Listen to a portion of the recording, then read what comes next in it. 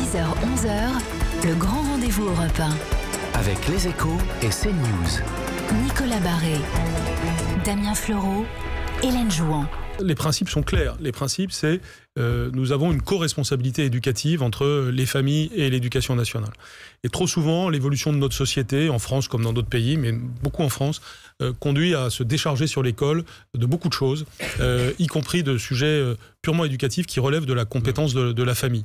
Lorsque je dis respecter autrui à l'école primaire, que je l'ai ajouté à lire, écrire, compter, respecter autrui, ce respecter autrui, il prend sa racine d'abord dans la famille et il doit être conforté par l'école. Parfois, on observe des carences éducatives. Et dans ces cas-là, il faut savoir les analyser en finesse. Ça peut être parce que la famille est dépassée. Dans ces cas-là, il faut l'aider.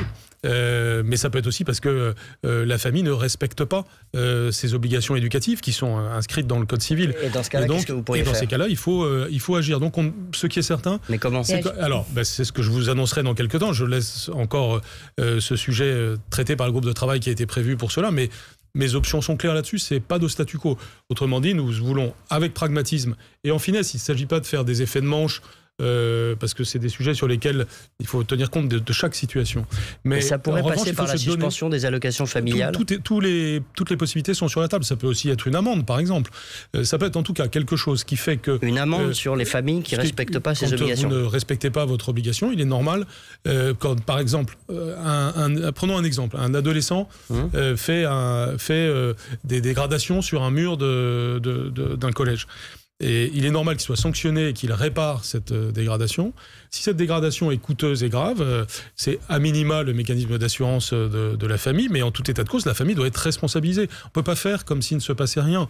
Donc là, il pourrait y avoir des amendes. Nous avons aujourd'hui, de toutes les façons, non mais c'est une idée, elle n'est pas encore consacrée, mais parmi les idées que l'on peut avoir, il y a cette idée que on co-responsabilise les familles sur ce qui se passe. Mais encore une fois, en tenant compte des situations, vous pouvez être, c'est pas la même chose. Je vais vous citer des exemples que j'ai en tête parce que ça correspond à des cas concrets que je vois tous les jours dans les remontées que je peux avoir. C'est pas la même chose si vous avez une mère de famille qui a du mal qui est seule, qui a 4 enfants et qui a du mal à tenir son enfant et qui ne sait pas comment s'y prendre. Vous n'allez pas lui charger la barque, si je puis dire. Vous allez au contraire voir avec elle comment l'aider.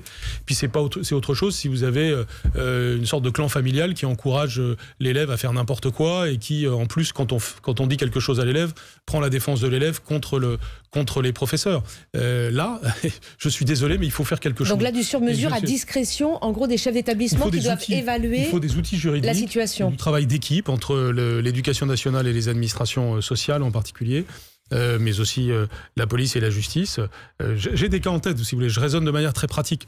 Moi, quand je vois, par exemple, des professeurs des écoles insultés par un parent d'élève, eh bien, je considère que ça ne peut pas rester sans lendemain et qu'on est passé à côté de ce qui fait le cœur de l'éducation, c'est-à-dire l'esprit de confiance et l'esprit de respect qu'il doit y avoir entre tous les acteurs. Donc, je ferai tout, que ce soit au travers de la future loi, que ce soit au travers de différentes mesures, pour réenclencher un cercle vertueux du respect et de la confiance.